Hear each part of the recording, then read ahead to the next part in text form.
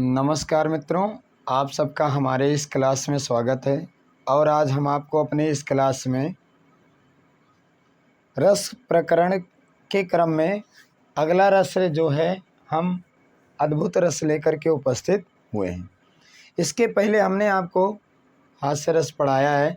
आज उसी क्रम में हम आपको अद्भुत रस लेकर के उपस्थित हुए हैं। तो आइए हम अद्भुत रस की परिभाषा, उदाहरण और उसका स्पष्टीकरण देखते हैं। ठीक, तो आज इस क्लास में क्या पढ़ेंगे? इस क्लास में हम पढ़ेंगे क्या? अद्भुत रस। अद्भुत रस। ठीक, अद्भुत रस। अब इसकी परिभाषा क्या होगी? अद्भुत रस की परिभाषा हम देख लेते हैं। अद्भुत रस की क्या है?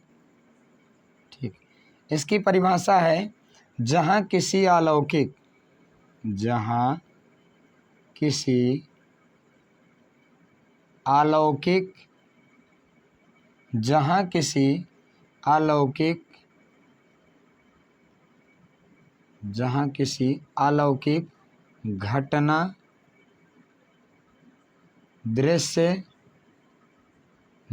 दृश्य आदि को देख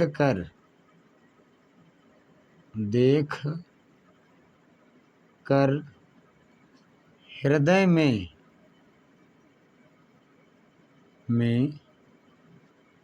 जो भाव जागृत हो, यानी हृदय में जो भाव जागृत होकर विभाव, अनुभाव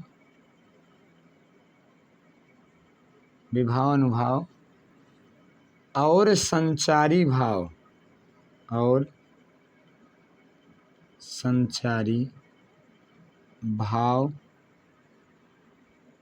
के संयोग से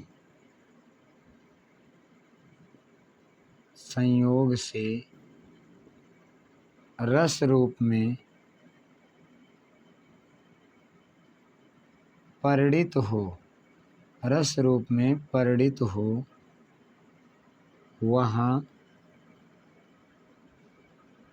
रूप में परिणित हो, वहाँ अद्भुत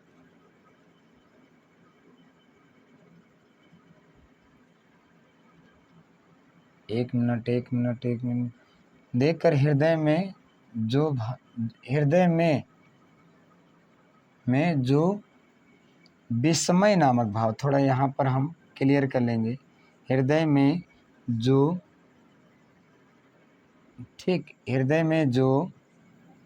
विस्मय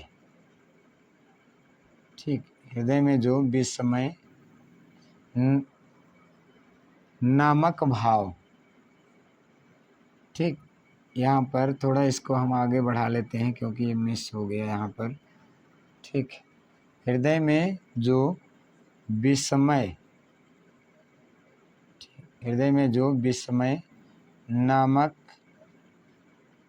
भाव, ठीक, हृदय में जो विस्मय नामक भाव जागृत होकर विभावानुभाव और संचारी भाव के संयोग से रस रूप में परिणित हो, वहाँ अद्भुत रस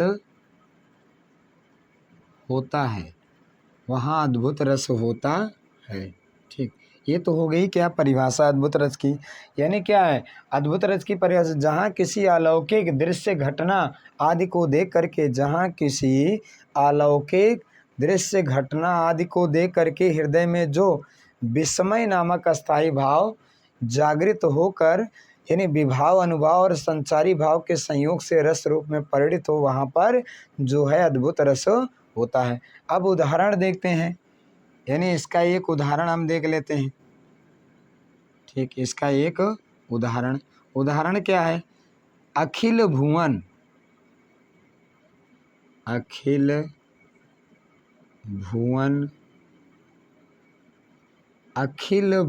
चर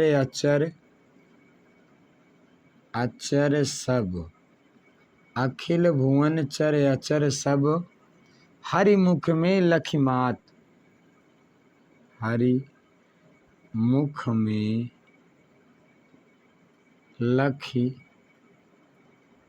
मातु, मातु माने माता यशोदा। ठीक।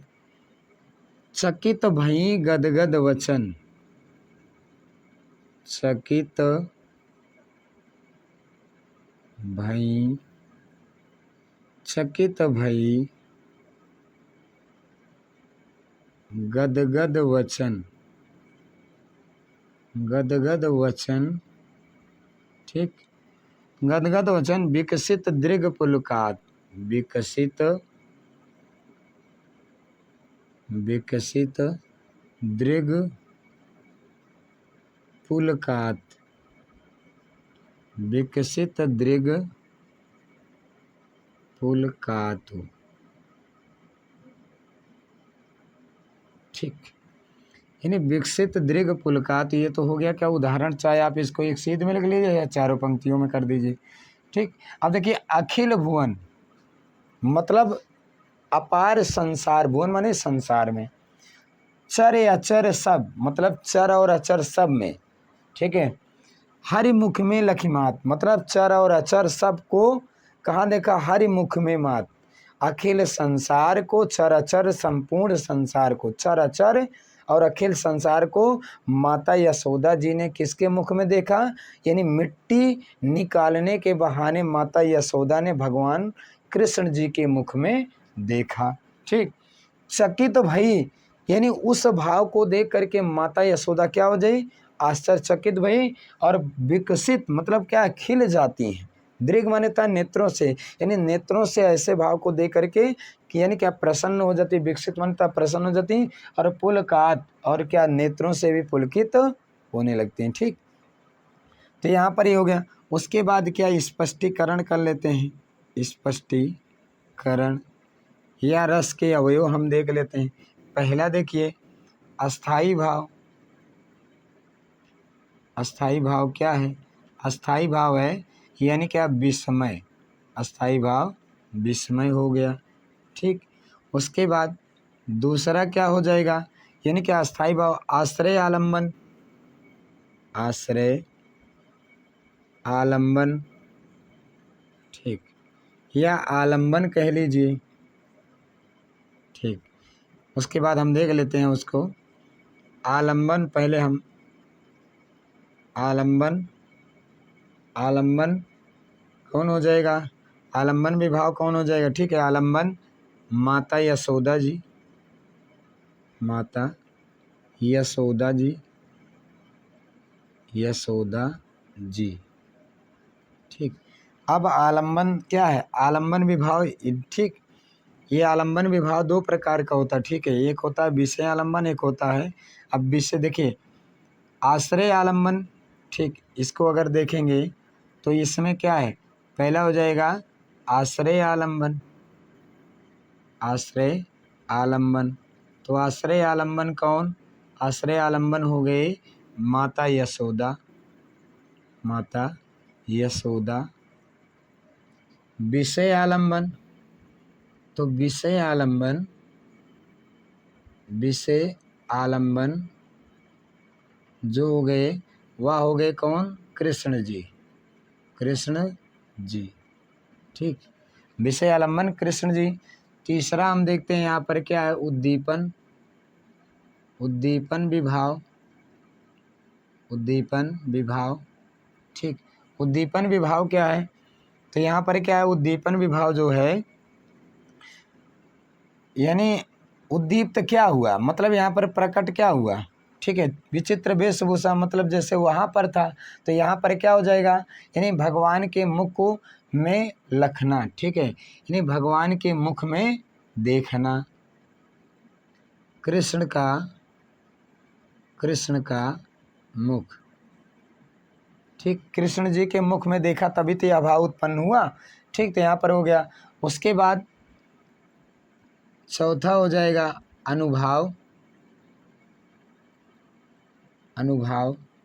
ठीक है। तो अनुभाव क्या हो जाएगा, यशोदा का चकित होना, यशोदा माँ का, ठीक, माँ का चकित होना, चकित होना, ठीक, और गदगद वचन, ठीक, गदगद वचन, ये हो गया। उसके बाद पांचवा जो है, पांचवा हो जाएगा संचारी भाव, पांचवा संचारी भाव। अब संचारी भाव क्या हो जाएगा, इन्हें संचारी भाव में हो जाएगा त्रास, संचारी भाव में त्रास, औत्सुक्य, औत्सुक्य,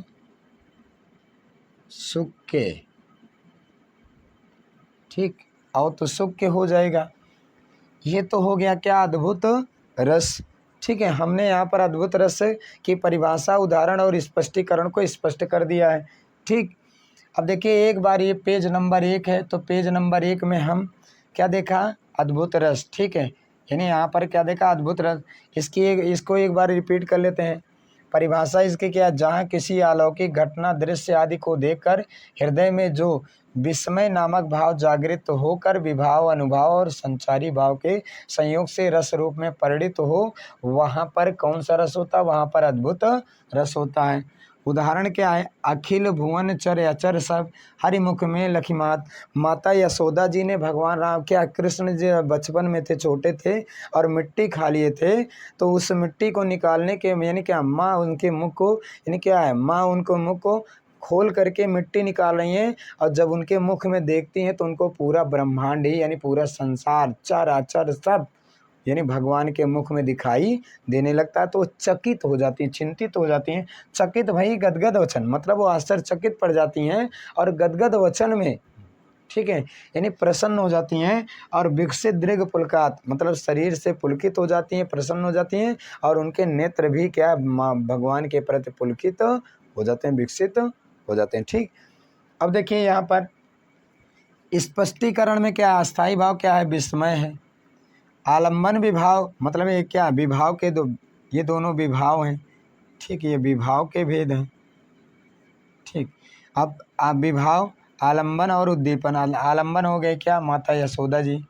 उद्दीपन क्या, कृष्ण जी का मुख हो गया। आश्रय, अब वो क्या, आलम्बन के दो भेद होते हैं, आश्रय आलम्बन माता यशोदा जी, विषय आलम्बन कौन, कृष्ण जी हो गए। ठीक, उसके बाद अनुभाव, यशोदा माँ का चकित होना, गदगद वचन, संचारी भाव क्या, त्रास और सुख हो गया। ठीक, तो ये तो हो गया क्या, यहाँ पर क्लियर हुआ क्या, अद्भुत रस।